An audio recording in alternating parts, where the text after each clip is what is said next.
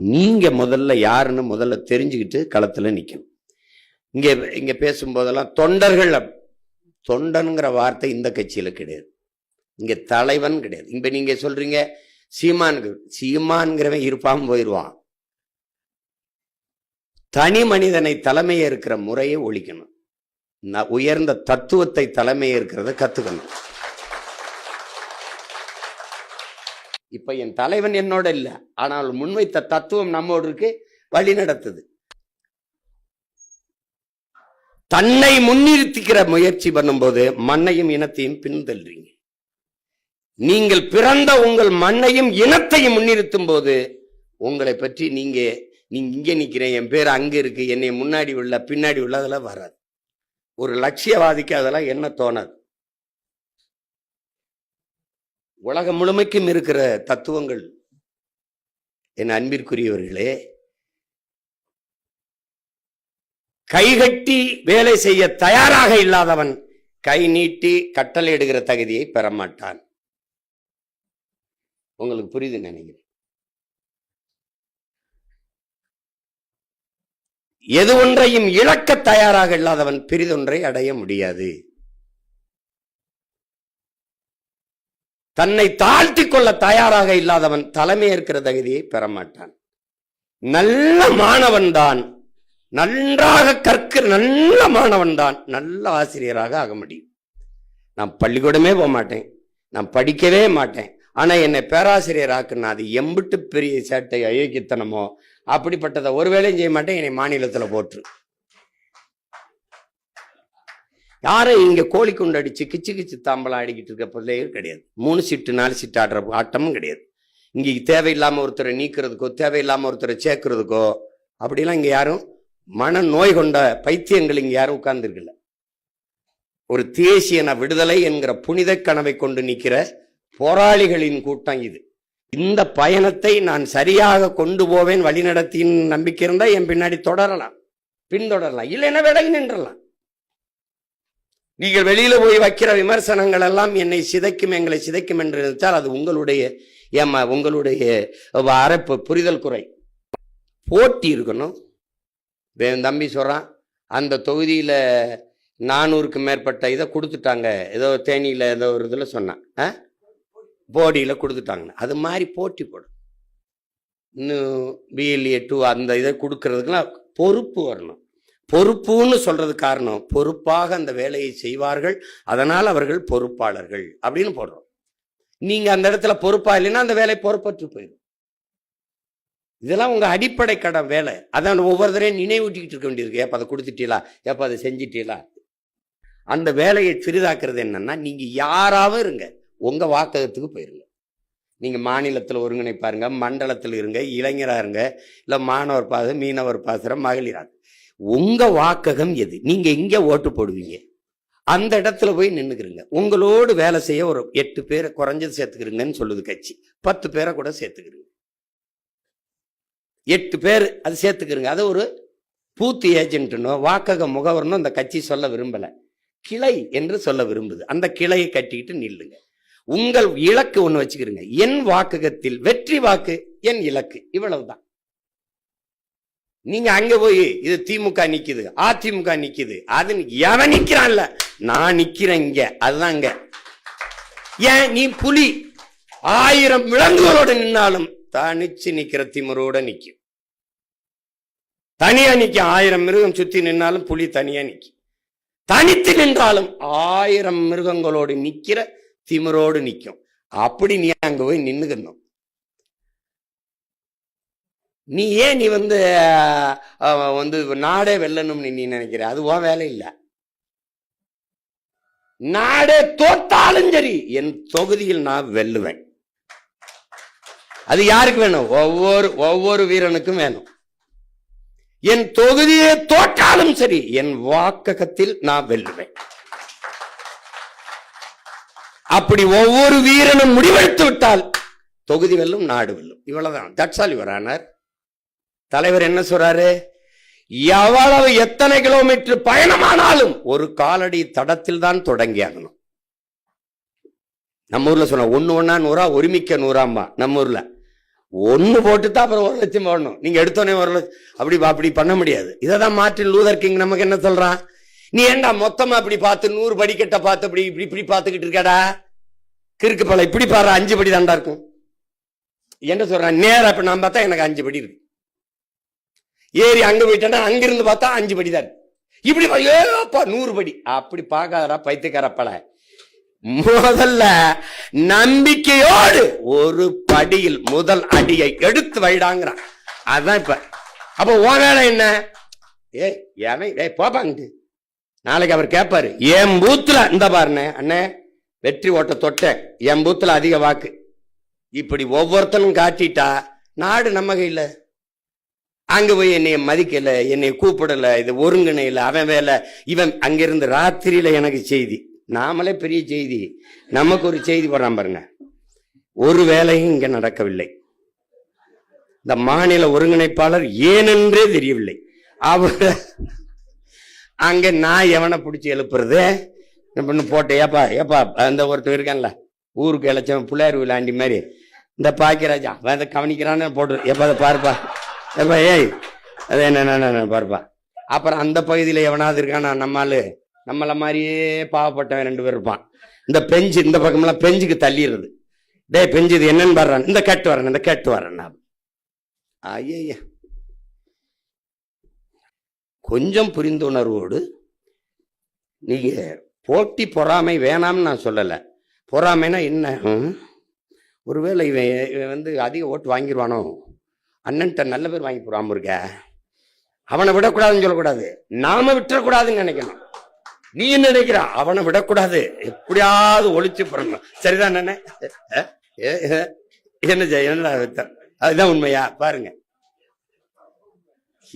இதை ஒழிக்கணும். நீங்க புதிதாக இந்த பயணத்தை தொடங்கி வரல. தலைவர் 35 ஆண்டு போராடி இருக்காரு. 35 ஆண்டுகள் ஆயுதமேந்தி சரியா 30 ஆண்டுகள். நாம் அதுல 15 ஆண்டுகள் நாம அறவழியில போராடிட்டோம். அறிவாயுத ஐந்தி அரசியல் களத்துல தேர்தல் களத்துக்கு 10 ஆண்டுகள் வந்துட்டோம். 16ல வந்தோம், இப்ப 26, 10 ஆண்டு நிறைவு. நீங்க நினைச்சு பாருங்க, நம்ம வெள்ளலைன்னு நினைக்கிறீங்க. முதல்ல ரெட்டை மெழுகுவர்த்தி 1 கொடுத்தான், அப்புறம் தூக்கிட்டான். எல்லாரும் வாங்க நம்ம கட்சிக்கு தான் வேலை செய்யறாங்க, நமக்கு தான் வேலை செய்யறாங்கன்னு இருக்கணும். அதை விட்டுட்டு நீ யார் வேலை செய்ய, உன்னை யார் வேலை செய்ய சொன்னது, என்னை விட்டுட்டு போறாரு. ஊருக்கு போராட வந்தவன் பேருக்கு போராட மாட்டான். என் பேர் என் சின்னதா இருக்கு, என் பேர் பெருசா இருக்கு, இது எதுக்கு இருக்கு, பேரே இல்லைனாலும் பரவாயில்ல உழைக்கணும். ஏன்னா நீங்க பாருங்க 50,000 பேர் இறந்துருக்கான் மாவீரன் வச்சுக்கோங்க. மொழிப்பொருளையே 500 பேருக்கு மேற்பட்டவன் இந்த நிலத்தில் சேர்த்திருக்கான். ஆனா அதிகபட்சமா உங்களுக்கு 18-15 பேர் தான் சொல்லப்பட்டது. இப்ப நமக்கு போராளிகள் பார்த்தா நீங்க ஒரு 20 பேர் என்ன சொல்லுவீங்க. ஆனால் 50,000 பேர் முகம் தெரியுமா யாரா தெரியுமா தெரியாது. ஆனா நீங்க எல்லாம் அவனை படமா வச்சு பூஜை பண்ணுவீங்கன்னு அவன் செத்தானா இல்ல. ஏன்னா அவன் பிறவி கடமை அது. இப்ப நானே உங்ககிட்ட சொல்றேன், வள்ளுவ பெருமகனார் நம்ம எழுதி வச்சு போவோம், ஒரு 10,000 ஆண்டுகள் கழிச்சு ஒரு தலைமுறை போட்டு நினைச்சு செத்தானா, அவன் எழுதி வச்சானா, அந்த ஓலைச்சுவடி நம்ம கைக்கு சேருமா சேராதானே தெரியாது. இப்ப நம்ம முன்னோர்களே நம்ம செத்த பிறகு சிலையை வச்சு போட்டுவாங்க, மாலை போட்டுவாங்க, கும்பிடுவாங்கன்னு போறாங்க. அவன் பிறவி கடமை அதை செஞ்சான். நான் யாரோ சொன்னேன், ஒரு வேட்பாளரை உங்க தொகுதியிலேயே இருந்து எடுத்து நிறுத்தணும்னு நினைக்கிறேன்னா நீங்க அந்த கட்சிக்கு போய் சேர்ந்துக்கணும்.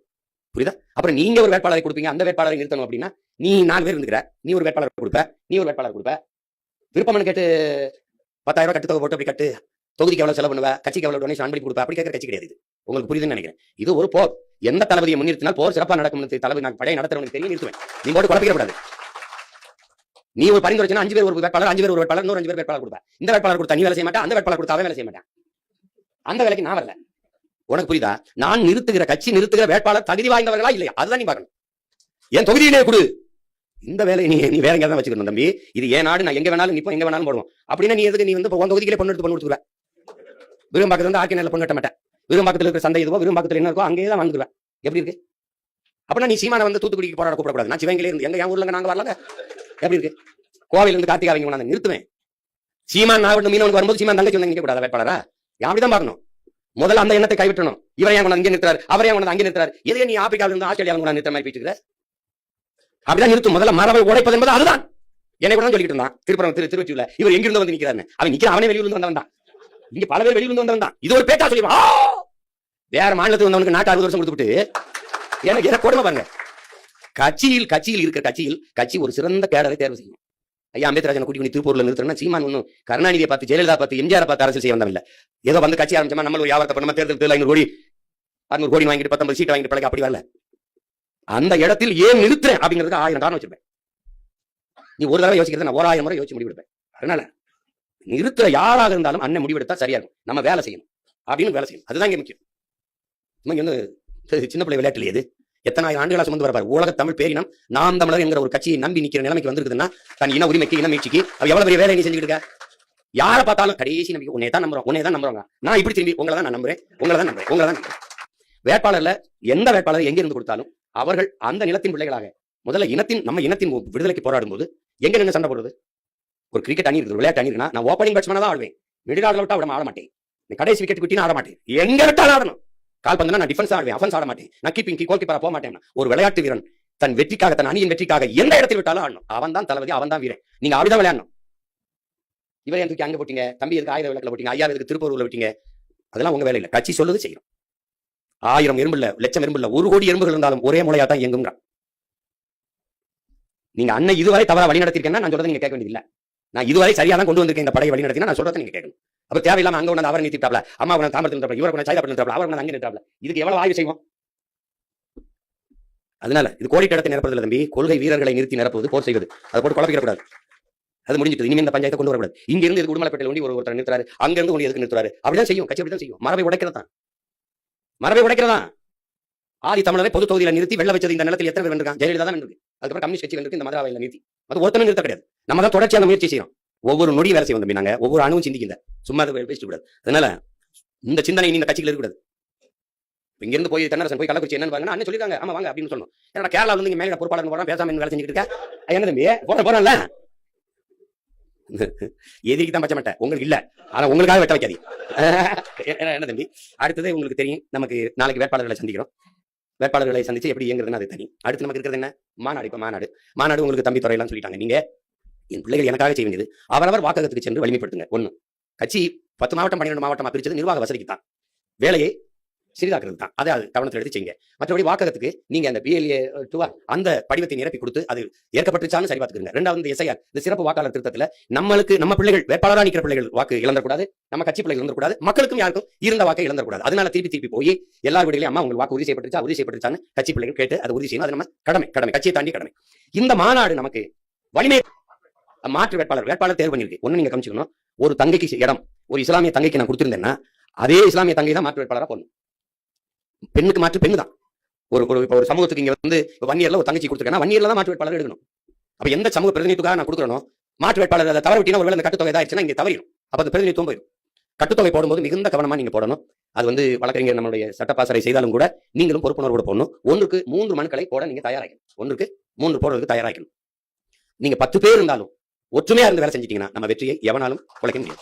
ஏன்னா நீங்க இன்னைக்கு நெட்ஃபிளிக்ஸ்ல இருக்கு ஸ்பாட்டன்ஸ், அந்த படம் 300 வீரர் தான், 300 பருத்தி வீரர், அது வேற யாரும் இல்ல, நாம் தமிழர் கட்சி தான்.